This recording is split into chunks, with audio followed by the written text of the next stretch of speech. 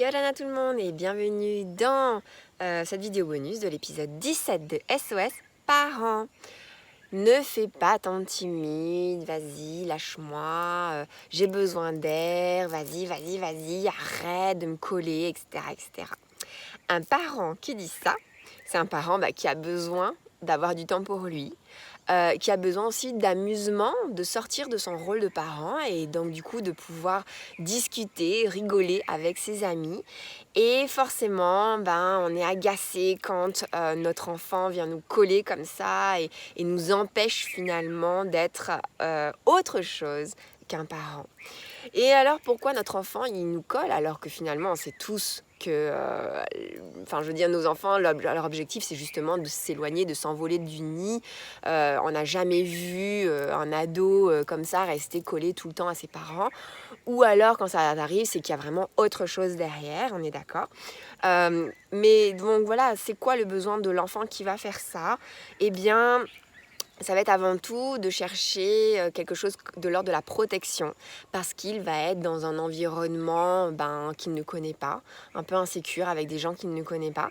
Et il a peut-être besoin de temps pour pouvoir observer les choses et pouvoir voir avec qui il va aller, où est-ce que c'est, comment est-ce que les autres enfants réagissent, etc. etc. Donc le respect du rythme est un besoin fondamental dans ces situations-là parce que l'enfant il a besoin de décider par lui-même quand est-ce qu'il est prêt à y aller et de décider par lui-même si les personnes avec qui il est censé aller sont s'il a vraiment envie quoi en fait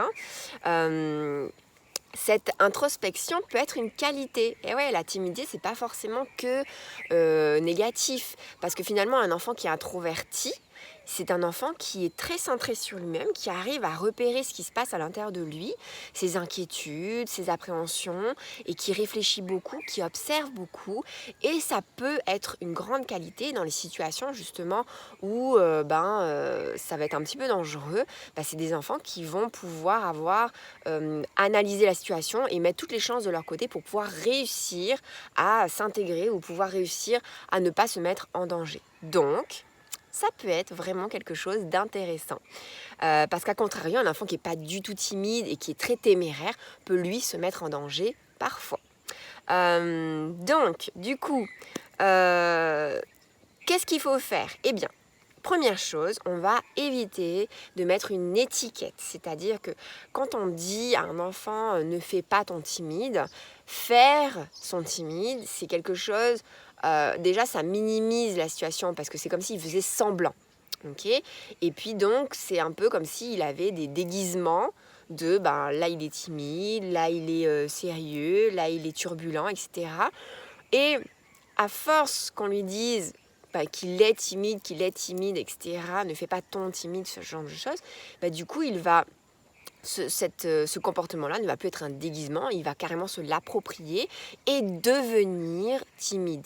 C'est-à-dire que ce qui était juste un comportement de passage pourrait devenir carrément un trait de sa personnalité si on pointe et qu'on met l'accent sur cet état de façon régulière.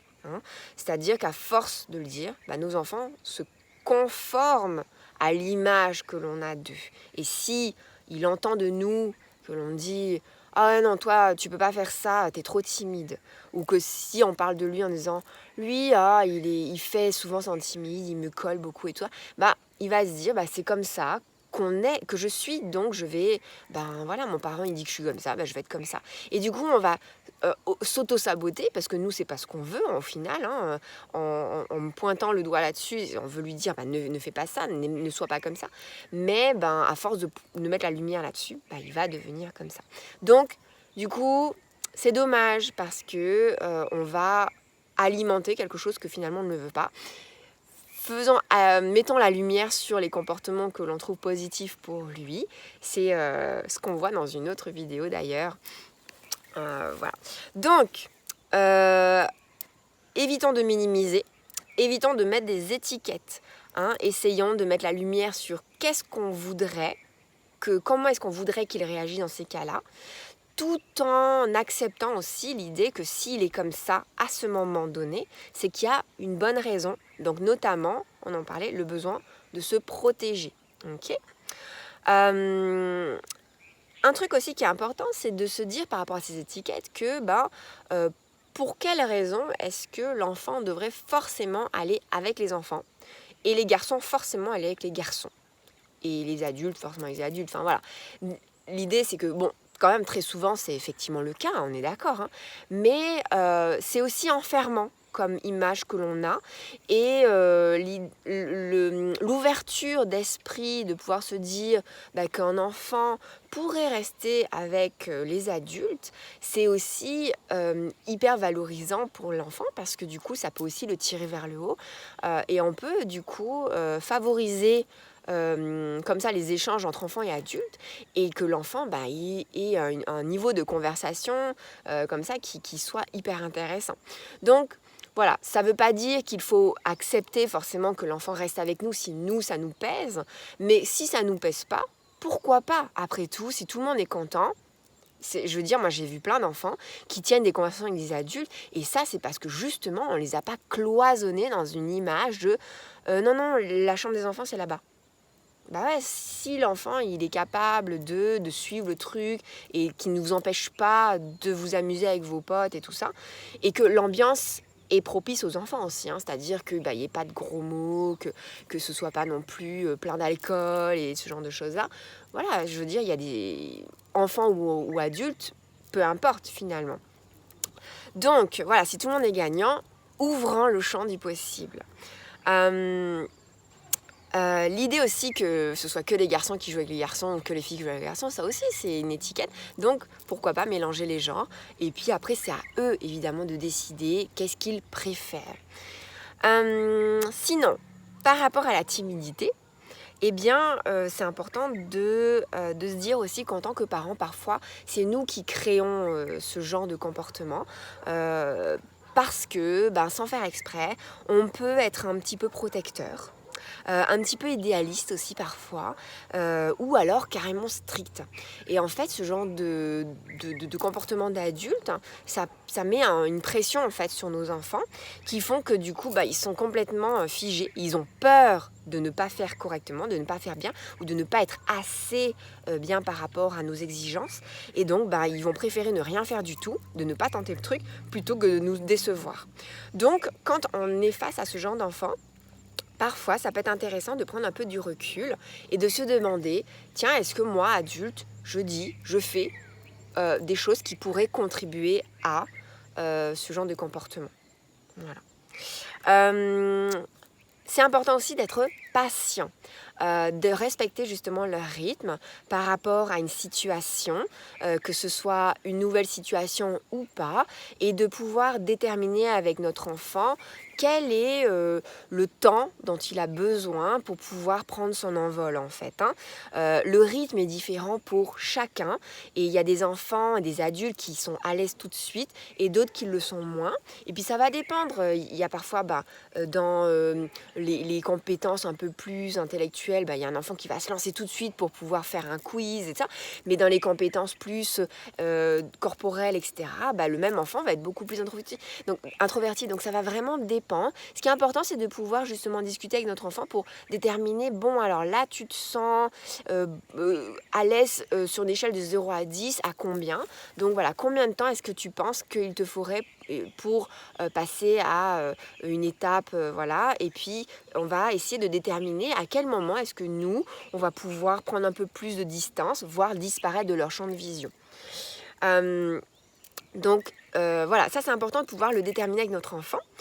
Parce que si on met comme ça une pression sur nos enfants en disant vas-y, go, allez, hein, et en fait, on va les mettre dans un état de stress. Et le stress, en fait, on sait aujourd'hui avec les neurosciences affectives et sociales que en fait, ça fige le cerveau. C'est-à-dire que notre enfant ne va pas être dans un cerveau, le cerveau du haut qui réfléchit, il va être peut-être dans le cerveau du bas, le cerveau archaïque, et il va être il va se figer complètement parce qu'il ne sait plus... Voilà, donc il va préférer se protéger en se mettant dans une bulle. Et du coup, on va avoir l'inverse de ce qu'on veut. Ou alors, on va avoir ce qu'on veut, mais vraiment en le poussant. Et il va se faire violence. Hein, et c'est techniquement parlant ce qui se passe à l'intérieur de lui. Il risque d'y avoir un traumatisme psychologique parce qu'il va se faire tellement violence à l'intérieur de lui que ça va forcément faire quelque chose, un dégât quelque part. Hein. Donc, la croyance qui dit que un bon coup de pied aux fesses pour que notre enfant y aille, aujourd'hui on sait que non. Parce que peut-être qu'il va y aller et qu'effectivement vous aurez l'impression à l'extérieur que ça aura eu un effet positif, hein, mais en fait à l'intérieur, il va y avoir des dégâts. Donc non, on va éviter de faire ça et on va plutôt l'accompagner doucement en respectant son rythme. Donc du coup, justement, l'accompagner, ça va être évidemment verbalement, psychologiquement, mais aussi physiquement. Imaginons donc une soirée comme dans l'épisode là, on va pouvoir aussi physiquement aller avec notre enfant dans le groupe d'enfants. S'il a envie d'y aller, voilà. Et puis comme ça, on va faire une espèce de transition. C'est-à-dire que on va rester un peu, on va discuter avec les enfants, puisque lui, il n'ose pas trop. Ah, salut alors, comment tu t'appelles? Ah, quoi vous jouez, machin? Ah là là, t'as quel âge? Ah, mais t'as cette école-là, c'est marrant et tout. On va essayer de trouver des points communs, des sujets de conversation avec notre enfant. Et comme ça, pouf, ça va permettre à notre enfant d'avoir des espèces de trucs à attraper pour pouvoir se lancer de lui-même tout seul. Ça va être un accompagnement vraiment donc physique où on va aller vraiment avec lui. Et puis après, on va pouvoir s'éclipser une fois qu'ils ont trouvé un sujet de conversation ou un jeu qu'ils aiment tous et tout. Bon alors, qui veut jouer à cache-cache? Et bam, là, il y a tous les enfants et tout. Et notre enfant, il va... on peut faire un cache-cache 2 par 2. Comme ça va inciter notre enfant à être avec un autre, etc. Et après, deuxième tour, la premier tour, c'est moi qui compte, mais deuxième tour, voilà, qui veut prendre le machin? Et après, voilà, vous donnez un peu 10 minutes de votre temps, mais après, vous êtes toute la soirée tranquille où votre enfant, il va être complètement pris avec les autres et il va même plus vouloir rentrer. Donc, voilà, l'accompagner dans sa sphère, dans son monde à lui, c'est aussi intéressant. Ensuite, on peut également le valoriser, c'est-à-dire qu'on peut lui rappeler toutes les compétences qu'il a mis en œuvre dans d'autres circonstances, dans une autre soirée, dans un autre sport, dans une autre activité, dans un spectacle par exemple. Ah là là, tu te souviens quand t'as fait ça et tout, c'était fou, machin. Mais comment t'avais réussi à monter sur scène et tout. Et là, on va essayer d'aller faire chercher à l'enfant dans sa mémoire toutes les compétences qu'il a mis, qu'il a utilisées pour trouver tout son courage, etc., etc. Et puis donc, voilà, t'avais réussi et tout. Est-ce que tu penses que tu peux y arriver à nouveau, machin. Et du coup, ça va le valoriser et l'amener à réutiliser toute sa force et donc lui donner confiance en lui, tout simplement, qu'il est capable de le faire. Et enfin, on peut aussi stimuler ses compétences. Quand on voit que il n'a pas encore, qu'il croit qu'il n'a pas encore ses forces à l'intérieur de lui, on va essayer de lui proposer de s'inscrire à des activités du genre le théâtre, du genre le chant, ou le sport justement, parce que ce sont des activités qui vont le pousser en fait à se dépasser. Hein. C'est-à-dire que c'est pas dépasser l'autre, c'est se dépasser soi-même. Quand on croit qu'on a des limites, par exemple, je sais pas moi, le truc, la course de vitesse, on a fait ce temps-là, cette fois-ci, on va essayer de se pousser encore plus et de dépasser son temps et waouh, on y arrive et tout. Et parfois, quand on n'y arrive pas, on va ramener la compétence sur tu as persévéré, tu as réussi à ne pas baisser les bras, tu as eu confiance en toi et c'est ça finalement le plus important. L'objectif, ça ne va pas être forcément d'atteindre le podium ou la médaille, ça va être de se dépasser soi-même. Donc, tout ça, c'est des belles compétences que vous pouvez offrir à vos enfants en l'accompagnant vers lui-même, la découverte de tout son potentiel. Donc, je vous encourage à changer le monde en nous et pour eux. Nana!